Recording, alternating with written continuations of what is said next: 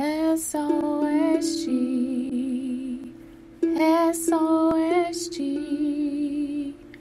SOSG, standing on solid ground.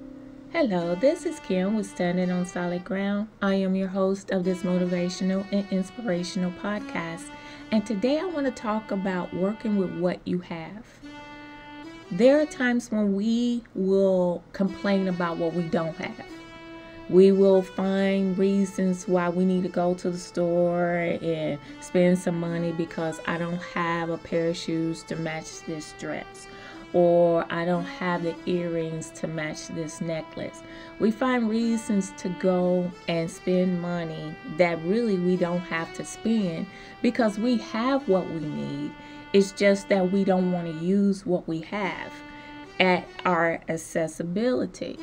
And, a lot of times when we think about or when we look at people who don't have anything at all, they just don't have anything at all to say, I would like to have a bowl of rice, or I would like to have a bowl of cereal, for that matter. Just something to eat. Where we will go in there, I don't want this, I don't want that. We can have a cabinet or refrigerator full of food, but we would insist on buying something out because either we don't want to take the time to cook it, we don't want to take the time of pulling it out of the oven, or pulling out the refrigerator to put in the oven, or we don't want to microwave it, or we just don't want to be in the kitchen at all. We just want something fast. And I often tell my children, I said, one of these days I'm going to do this experiment. I'm going to take $100 and I want to give $100 to one person to go grocery shopping and another $100 to a person to go out to dinner. And I want to see if when a person goes shopping, let's just say they want shrimp and lobster and crabs, and they may want some crawdads or some different things like that, crawfish or what have you, with some corn on the cob and potatoes and maybe a salad, and get them something to drink. And then the people that are going out to dinner to have all this fixed for them, I want to see who spends the most money. And I want to also see who will have will be more beneficial. Would it be the people who cook for themselves, or those that went out and have dinner out for someone else to cook for them? Not that there's anything wrong with that. Don't get me wrong. I just want to see how much money could be saved and how many people could be filled or fed from that $100 versus cooking at home or going out. And my daughter, she told me, she said, Mom, that is going to be easy. I said, but you know what? It will seem easy for people to see that $100 will go faster going out to eat versus going to the grocery store and buying everything and cooking it for yourself. But I don't think the concept really registers, because they're looking at the fact, I gotta go home, I gotta cook this stuff, I gotta boil the water, I gotta do this, and they're thinking of the other side of it instead of looking at what they're saving or how many people they're feeding. I don't know too many restaurants that you can go and sit down and feed 4 people plus be able to leave a tip and it'd be less than $100. Very seldom, unless everybody ate soup. But like my youngest son, he has taste and lobster taste buds. My daughter likes crab. So we can pretty much see where that's going to go. And it can be easy to spend the money like that, but Would it be beneficial later on? Will you be hungry later? Or would it be suffice for that night? And sometimes the answer to that question will be no. Now, I made a bisque. I made a seafood bisque. I had shrimp, I had lobster, I had crab. And I made this bisque from scratch. My family ate it up. I have one bowl, okay? But it may have been an expensive dish to make, but they had at least 12 servings out of that pot. And this is what the ratio of what I was trying to understand.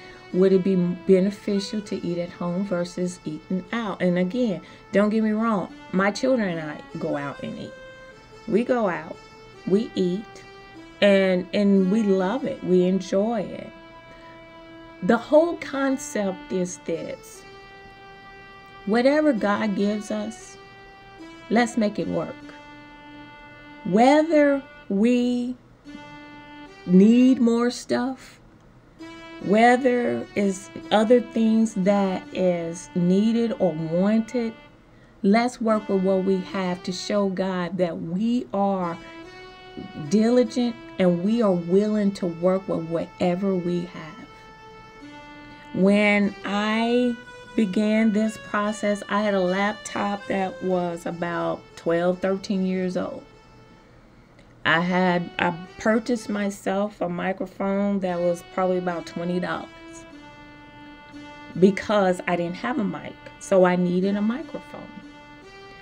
Now, I started with what I had, but God has blessed me to upgrade both my laptop and my microphone. When we are willing to work with what we have to please God and to do whatever He has asked us to do, God will make provisions for us to be able to have the things that we need at a later time. It doesn't matter what it is. I remember when my mom, we used to come to our school for parent-teacher conference. And my mother wore one dress. She said, as long as it's clean and as long as I'm clean, I can wear it 100 times, because she used what she wanted. And she used what she had. It's not that my mother didn't have clothes, but if it was comfortable and all she was doing was going to parent-teachers conference, guess what? That's the dress she was going to wear. That she wore it so much that the kids at our school knew, okay, that's their mama. We know who mama that is. We already know, because she wore that same dress every parent-teachers conference. But she used what she had. She wasn't trying to impress anybody. She was coming to see about our well-being in school. I remember when my father would make sure that we had everything that we need. And one day, my mother had asked me to make some socks with her. And that's when she was teaching me how to make socks. And I didn't like it then. And I'm really not fond of it now, but I'm happy that I'm able to find the mates to each of the socks.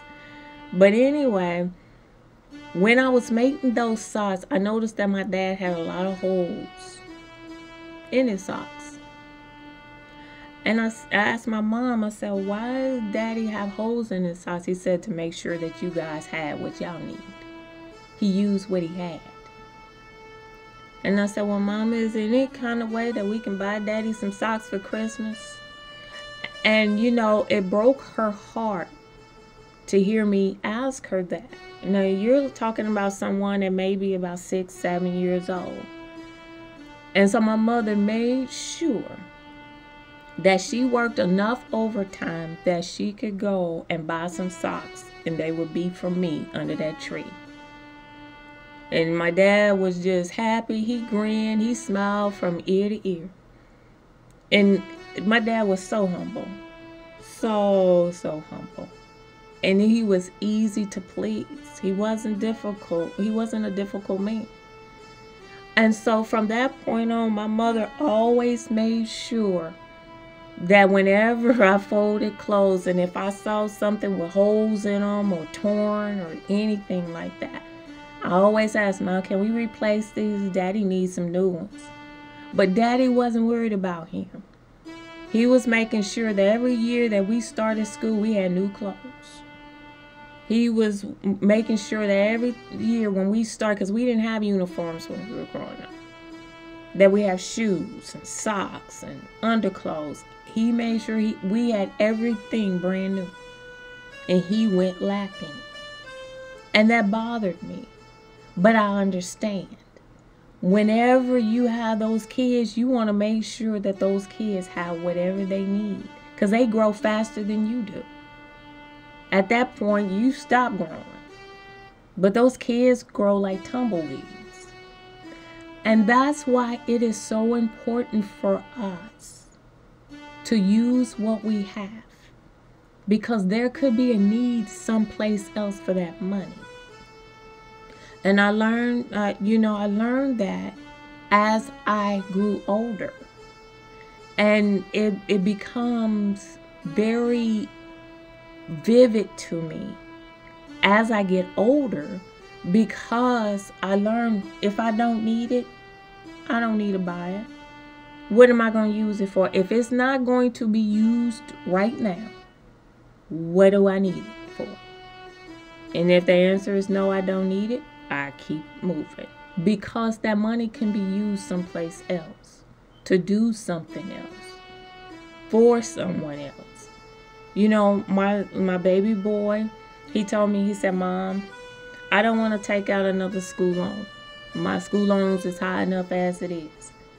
Can me and you tackle this loan? And, you know, it was about $1,700. And I said, sure, we can tackle it. So he and we tag team that bill to get it taken care of. We use what we have. Because if I don't have a need for anything, why not? Why can't I help him pay his bill? That's what I'm here for. He's not making the money to be able to take care of these needs himself. So as we look at the things that God has blessed us with, and we look at the things around our household that could be beneficial to someone else, it can be a blessing to someone else. We could just have too much.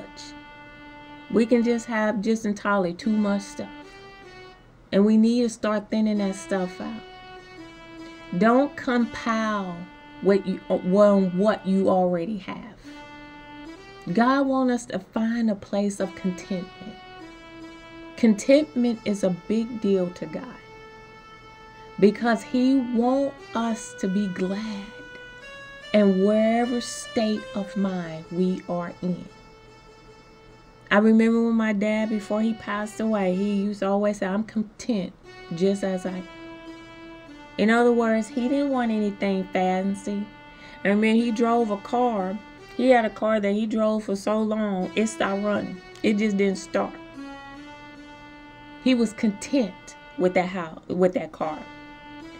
That car was paint chipping. It was spots all in the hood of it. And, you know, the kids were laughing at him whenever they would come and, you know, he would go and pick up my son from school, or my son and daughter when they were going to school at the same time. And kids would laugh because, you know, his car is falling apart, the paint is chipping. You know, they just made fun. Daddy didn't care. He said, as long as it was drivable, I'm content. But one day, he went to go out to the car to start and it wouldn't start. And God forced his hand where he had to get out here and go buy himself a new car. It wasn't brand new. It was a used car. But it was newer than what he had. He was so used to the cars that when you opened up the, he was used to the cars that when you opened up the gas door, you had to pull a button to open it. Where his car, the newer car, you had to push the door and it popped open. See, he wasn't used to all that. That was new to him. And nowadays, you know, some cars still have that little lever that you pull, and some of them you push, or, you know, and then they have other little gadgets that they do. But at any event, my dad found himself content with what he had. He didn't have to go out here and get anything flashy. He told the man what he was spending, and that was it. He said not a dollar more, and he meant that. He meant that. And when he went to purchase the car, it wasn't a dollar more or a penny less. Because my dad learned the value that if you satisfied with what you have, you don't need to be extravagant.